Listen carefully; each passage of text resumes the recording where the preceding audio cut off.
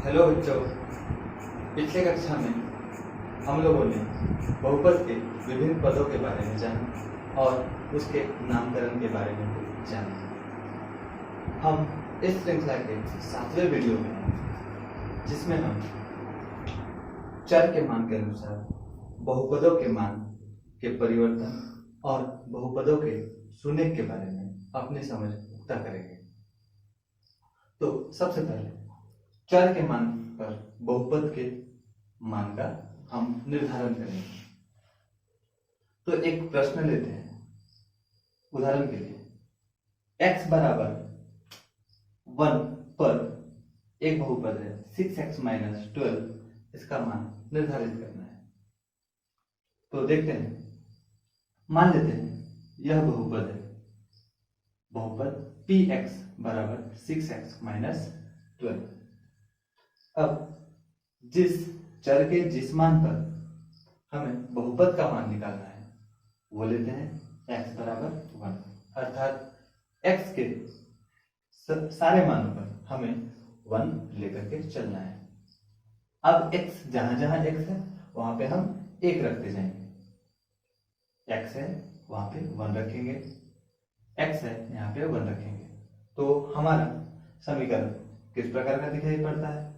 P1 is equal to 6 into 1 minus 12। अब अगर इसे हम सरलीकृत रूप में लिखते हैं तो 6 गुना 1 6 का 6, और ये ऋणात्मक चिन्ह वो हम नीचे उतारते हैं, और 12 का 12। अब 6 माइनस 12, तो हमें मान प्राप्त होता है -6। तो ये था हमारा चर के मान पर बहुपद का मान ज्ञात करना। अब आते हैं हम बहुपद के शून्यक। तो शून्यक किसी बहुपद में चर का वह मान होता है, शून्यक बहुपद में चर का वह मान होता है जो पूरे बहुपद के मान को शून्य के बराबर कर दे। एक उदाहरण भी लिख सकते हैं। जैसे मान लेते हैं एक बहुपद है 6x माइनस 12, जो पहले वाला उदाहरण था, यही उदाहरण हम लोगों ने यहाँ लिखा हुआ है। अब यहाँ पे x का मान अगर 2 रखते हैं, देखते हैं हम क्या मिलता है। बहुपद 6x माइनस 12 में x का मान हम 2 रख करके देखते हैं। तो जैसे ही हम लोगों ने x के जगह पर 2 रखा, तो हमारा समीकरण कैसे परिवर्तित हुआ? 6 गुना 2 माइनस 12, अर्थात 6 दूनी 12 माइनस 12। तो 12 में 12 घटाते हैं तो हमारा समीकरण पूरा का पूरा बहुपद शून्य के बराबर होता है। तो हम कह सकते हैं कि x बराबर 2, अर्थात 2 बहुपद 6x माइनस 12 का एक शून्यक है, क्योंकि यह 2 ही है जो इस बहुपद को शून्य के बराबर कर देता है। तो ये था बहुपद का एक छोटा सा परिभाषा। अब हम आगे देखते हैं कि किसी बहुपद का शून्य कैसे ज्ञात किया जाए। तो हम एक एक करके रैखिक बहुपद, द्विघाती, त्रिघाती सारे को एक एक करके हम डील करेंगे। तो सबसे पहले हम देखते हैं रैखिक बहुपद से। मान लेते हैं उदाहरण, एक रैखिक बहुपद का एक उदाहरण 2x माइनस 7। अगर हमें इसका बहुपद ज्ञात करना है तो सबसे पहले हम इस बहुपद को, जिस भी बहुपद का शून्य ज्ञात करना है, उसे हम शून्य के बराबर करेंगे। जैसे कि 2x माइनस 7 जिसका बहुपद ज्ञात करना है, उसे हम शून्य के बराबर करेंगे। अब हमें करना क्या है कि x जो यहाँ पे चर के रूप में है, इसको हमें अकेला करना है, अर्थात सारी अचर अर्थात सारी संख्याओं को दाहिने तरफ ले जानी है। तो एक एक करके हम दाहिने तरफ भेजते हैं संख्याओं को। तो 2x अपने तरफ ही रहा बाएं तरफ, और ये 7 है जो -7 है, ये बराबर चिन्ह के दूसरी तरफ इसे भेज देते हैं। तो यहाँ -7 था, अब ये दूसरी तरफ जाने पर माइनस प्लस में चेंज हो जाता है, अर्थात चिन्ह उसका विपरीत हो जाता है। तब हमारे पास समीकरण है 2x बराबर 7। अब अगले स्टेप में हम क्या करते हैं, इस 2 को भी हम बराबर के दूसरी तरफ भेजते हैं। तो 2 और x के बीच में अभी गुना का चिन्ह है, तो दूसरी तरफ जाने पर ये भाग के चिन्ह में बदल जाती है, अर्थात x बराबर 7/2, 7 भागा 2। तो हमें x का मान कितना मिला? 7/2, जो इस बहुपद 2x - 7 का एक शून्यक है। यह था रैखिक बहुपद का शून्यक कैसे ज्ञात किया जाए। अब हम आते हैं द्विघात बहुपद के पास। तो एक उदाहरण के साथ इसे भी समझने का प्रयास करेंगे। एक उदाहरण के रूप में हम द्विघात बहुपद का उदाहरण के रूप में x² + 7x + 12, ये हमारे पास एक उदाहरण है, ये लेकर के चलते हैं। तो जैसे पहले चरण में, पिछले प्रश्नों में हम लोगों ने किया कि शून्यक, जिस भी बहुपद का शून्यक निकालना है उसे हम शून्य के बराबर करेंगे। तो x² + 7x + 12, इसका हमें शून्यक निकालना था, तो इसे शून्य के बराबर कर दिया।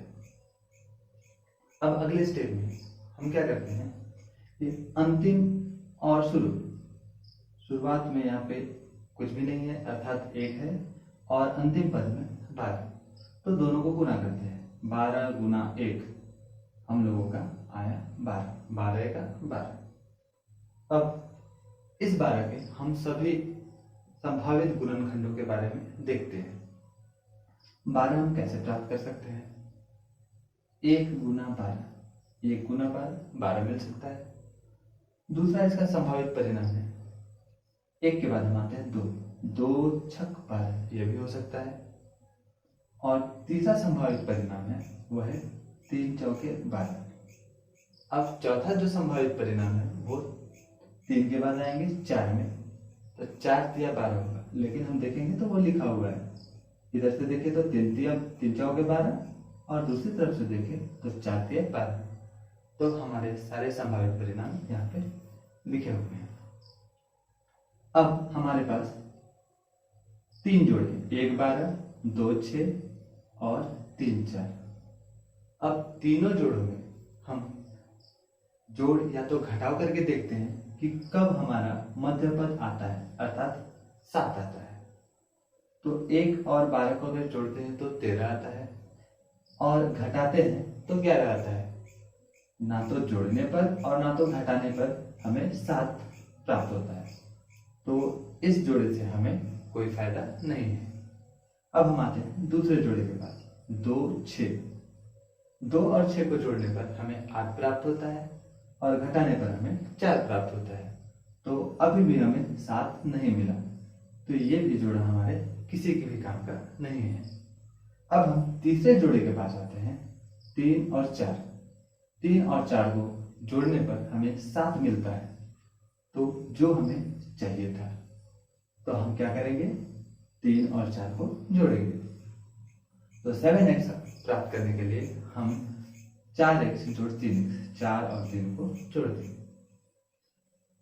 अब हमारा समीकरण इस रूप में दिखाई पड़ रहा है, x² + 4x + 3x।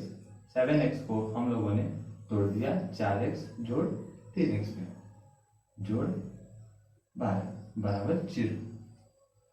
अब देखेंगे कि पहले 2 पदों में और अंतिम के 2 पदों में जो भी कॉमन होगा, जो भी उभयनिष्ठ होगा, वो हम निकाल लेंगे।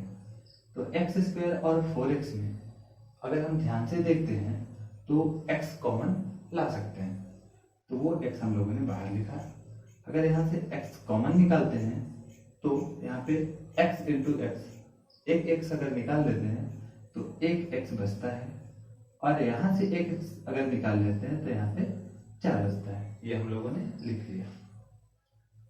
3x + 12, इसमें अगर ध्यान से देखें तो हम दोनों संख्याओं से 3 कॉमन के रूप में निकाल सकते हैं।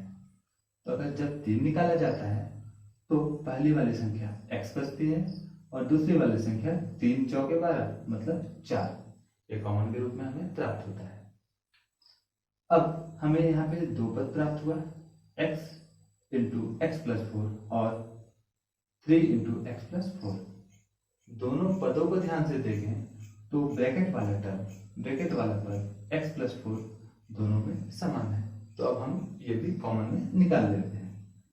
x+4 कॉमन निकालने पर हमें x+3 ये शेषफल के रूप में प्राप्त होता है। तो अब हमारा समीकरण किस रूप में है? x+4 into x+3 is equal to 0, अर्थात x+4 भी शून्य के बराबर होगा और x+3 यह भी शून्य के बराबर होगा। तो उसे ही हम लोगों ने नीचे वाले स्टेप में लिखा हुआ है, x+4 शून्य के बराबर और x+3 भी शून्य के बराबर। अब हम 4 को बराबर के दूसरी ओर ले जाकर के x का मान निकाल सकते हैं, अर्थात x बराबर 4, इधर धनात्मक साइन है, उधर ले जाने पर वो ऋणात्मक चिन्ह में बदल जाता है। इसी प्रकार 3 इधर धनात्मक चिन्ह है, दूसरी तरफ ले जाने पर वो ऋणात्मक चिन्ह में बदल जाती है। तो हमें x का 2 मान प्राप्त हुआ, अर्थात द्विघात बहुपद में हमें 2 शून्य मिले हैं। पहला x बराबर -4 और दूसरा x बराबर -3। तो इस प्रकार हम देखते हैं कि रैखिक बहुपद अर्थात एक घात वाले बहुपद के लिए हमें 1 शून्य प्राप्त होता है, जबकि 2 घात वाले बहुपद के लिए हमें 2 शून्य प्राप्त होता है। इसी प्रकार अगर हम त्रिघात बहुपद का भी शून्य निकालें तो हमें 3 शून्य प्राप्त होंगे। त्रिघात बहुपद का शून्य हम अपने अगले वीडियो में कैसे निकालते हैं वो सीखेंगे। धन्यवाद।